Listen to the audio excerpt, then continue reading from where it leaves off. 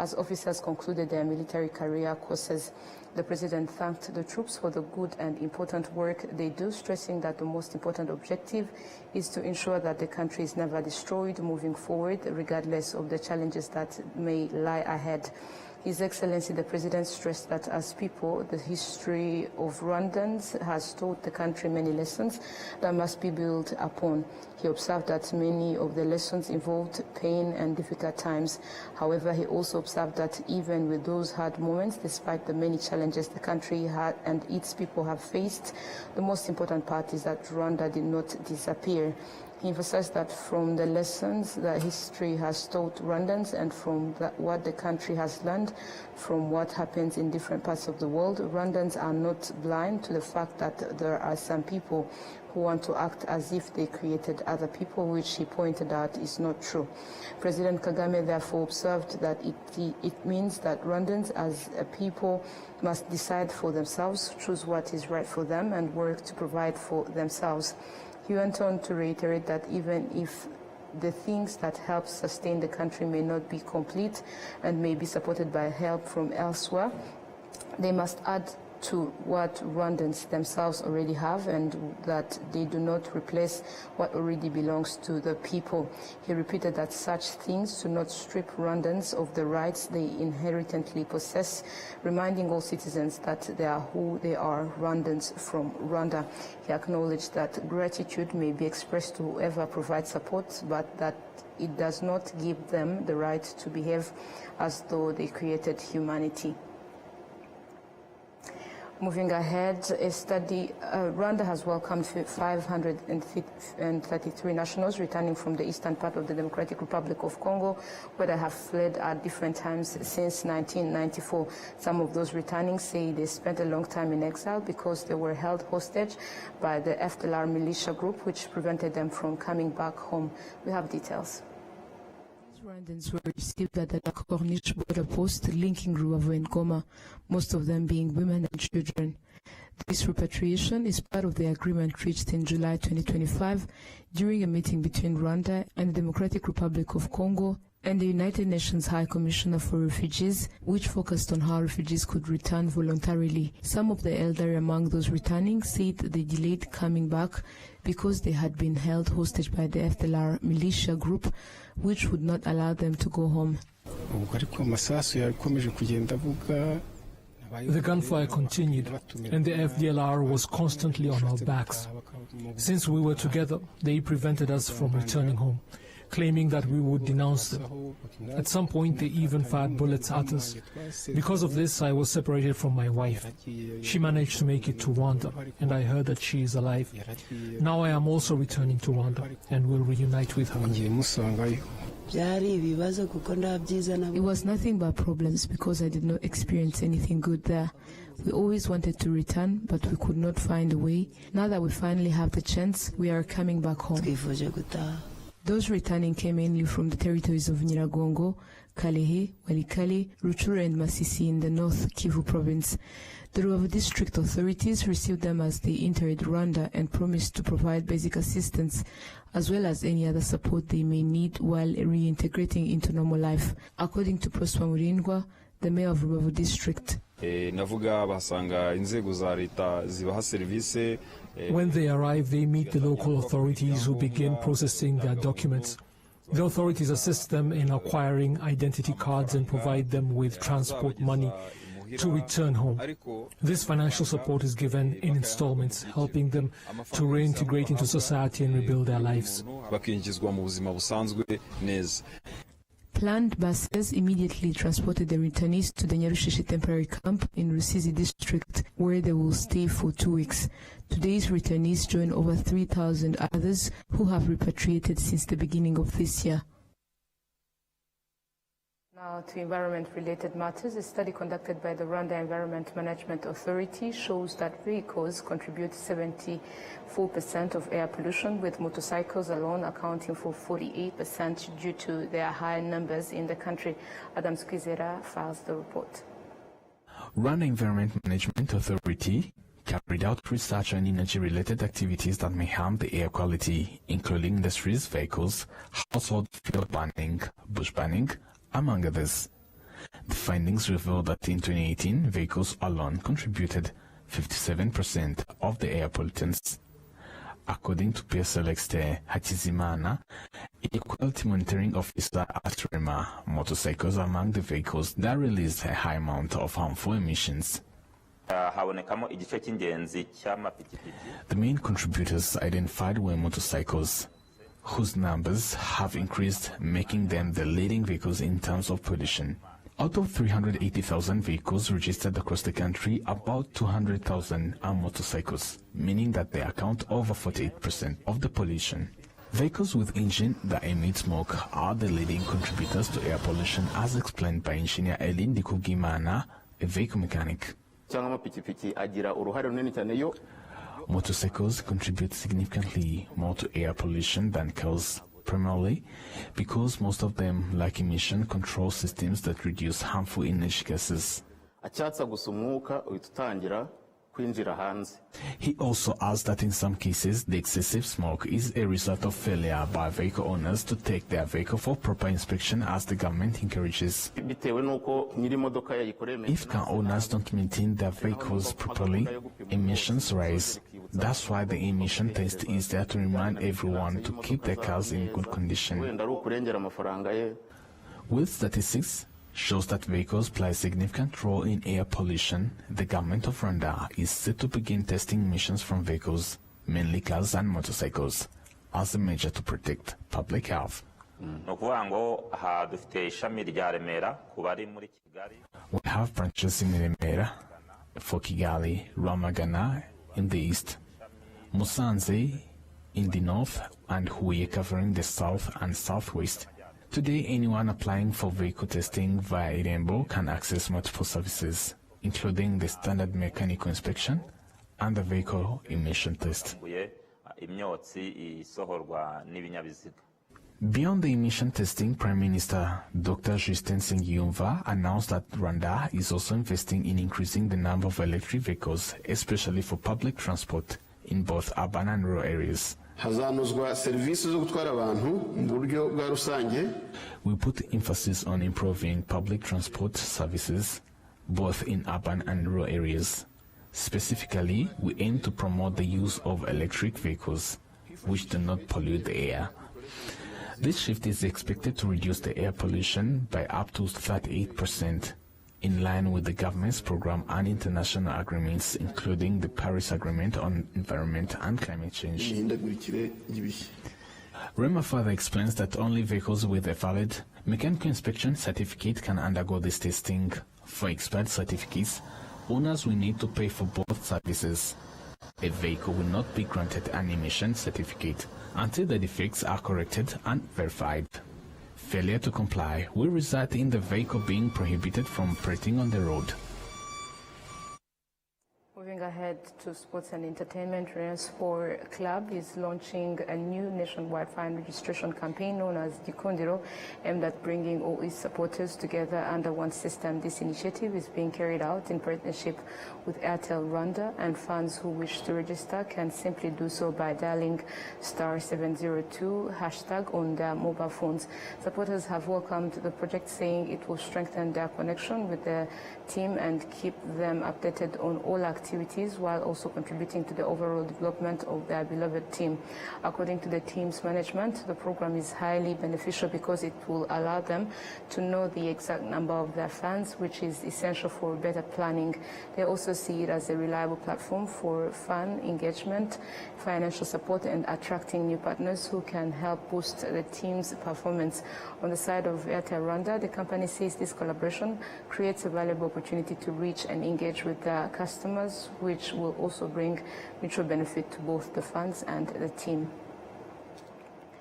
To the education sector, a group of Rwandan secondary school students who represented the country in international mathematics and computer science competitions held in Australia and Bolivia say the experience gave them valuable skills that will strengthen their performance in future contests. We have details.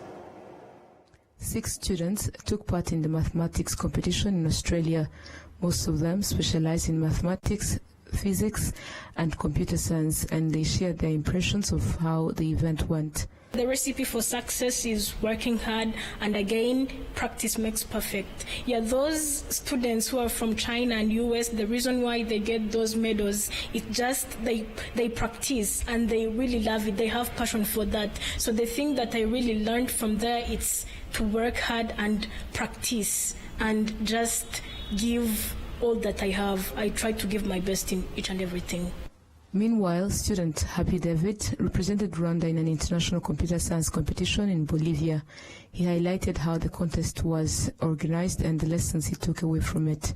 More specifically about the problems we did, they are like math problems. Yeah, there are math problems which involve like generating like algorithm to solve a problem, and you write a computer program which solves that problem.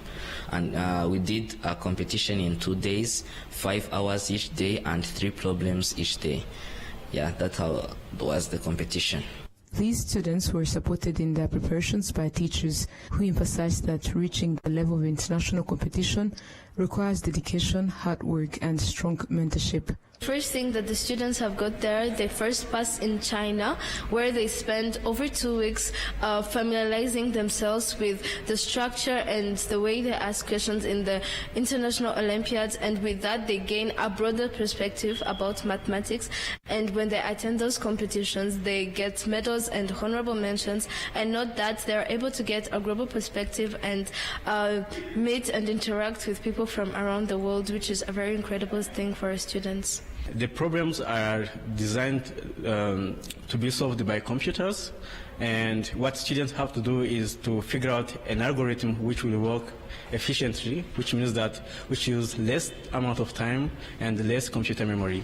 And then afterwards the best students are awarded medals, and because the problems are hard, if you manage to be among the top half of the students in one of the days, they also give you honorable mention. So generally the problems are seems like mathematical problems, but you have to make sure that you can understand them as an algorithmic problem which you can solve using a computer, using programming languages. Obed Korsenge Sanzifura, the program manager of the Rwanda Olympiad program, which identifies and trains secondary school students for global competitions, explained the rigorous process used to select and prepare participants. We have a rigorous process in which we select our students. We start with calling the schools, and then they select the students who can represent those schools. But let me also call the schools that this is open to everyone. As long as you are a secondary student, you are very open to participate in our competitions. And we start with being open like that, and then we keep funneling them down. We start with more than 900 schools, featuring more than 43,000 students as of this year. And then you keep funneling them down until we invite top 100, around 100 students to come in our residential camp, where we keep funneling them down until we have around 15, 20 whom we select the national teams, and they happen to represent the country on the international level. Rwanda remains among the few African nations to have won a gold medal in international mathematics competitions. The distinction was achieved by Tuyisenge Dennis Prince, who brought home a gold medal from the African Mathematics Olympiad held in South Africa last year. It's always a great pleasure to have your presence here, dear viewers. We'll take a short break and then we'll come back on the international page.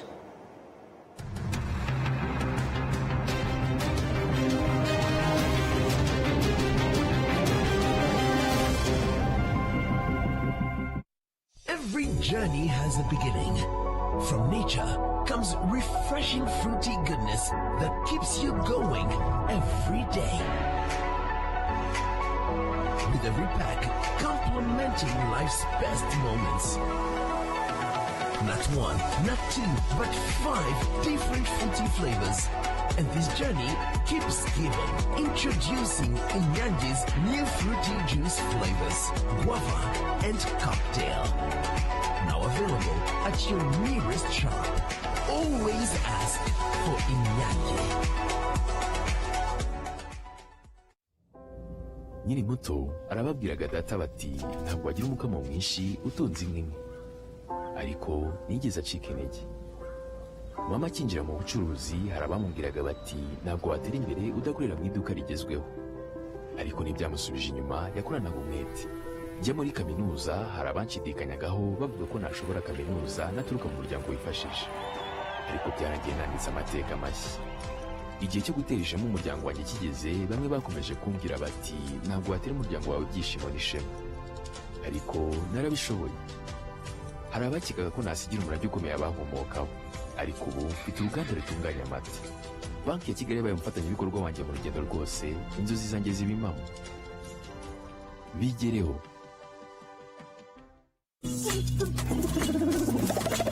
Get ready for one of the biggest celebrations of the year.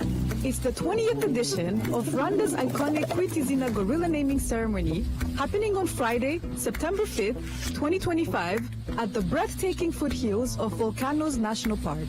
Join thousands of guests, local communities, and international visitors as we honor Rwanda's newest mountain gorilla babies and celebrate 2 decades of conservation success. Celebrate the vibrant spirit of Rwanda. Join us for an unforgettable festival showcasing the best of Rwandan culture with traditional dances, live performances, and much more. Experience the heart and soul of Rwanda like never before. Come witness this global event where celebrities and conservation champions unite to name Rwanda's beloved gorillas. It's an experience like no other, a true celebration of conservation and culture. Mark your calendars and get ready for a week of exciting events. Be part of the story. Be part of the future of conservation. For more details, visit www.kwitizina.rw and be part of Rwanda's conservation legacy. Kwitizina 2025, where tradition meets celebration. Don't miss it. Cervical cancer is one of the leading causes of death among women globally, including in Rwanda. Yet, it can be prevented through vaccination if the vaccine is taken early enough. That is why the Ministry of Health has established a program to vaccinate all girls against this cancer. The vaccine is now administered in a single dose only. It has been observed that some girls in Rwanda missed out on this vaccine, and thus a special campaign has been organized to provide the cervical cancer vaccine free of charge to girls aged 12 to 17 years who have never received it before. The campaign will run from August 4 to August 30, 2025 in all health centers across Rwanda. Don't miss this opportunity.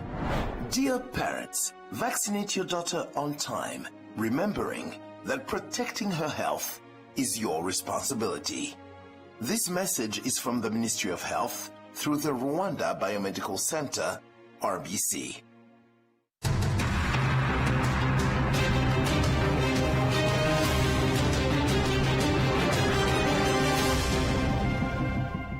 You're still watching Rwanda Television News in English. Now to the international page. Turkish authorities have launched a search operation for Russian swimmer who went missing during the Bosphorus cross-continental swim on Sunday, an international open water race that drew more than 2,800 participants from 81 countries.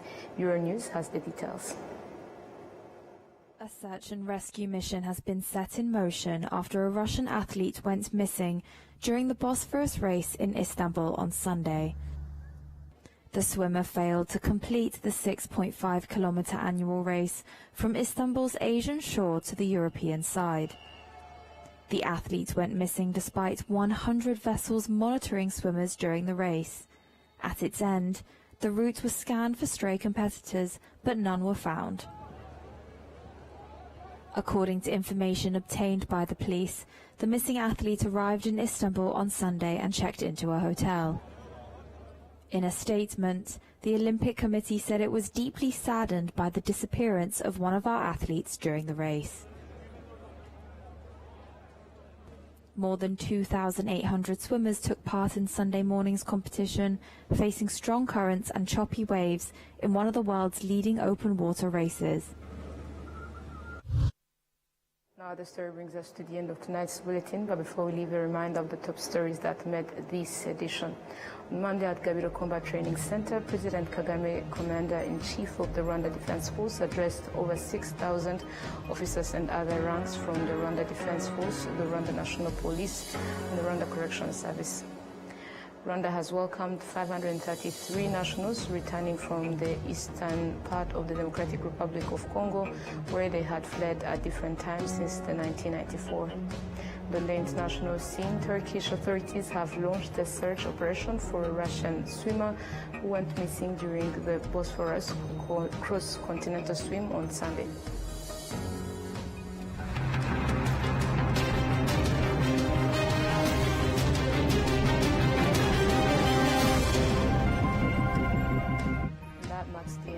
Tonight's bulletin. Thank you for joining us and being with us. On behalf of the entire news team, we wish you a productive week ahead. Stay safe.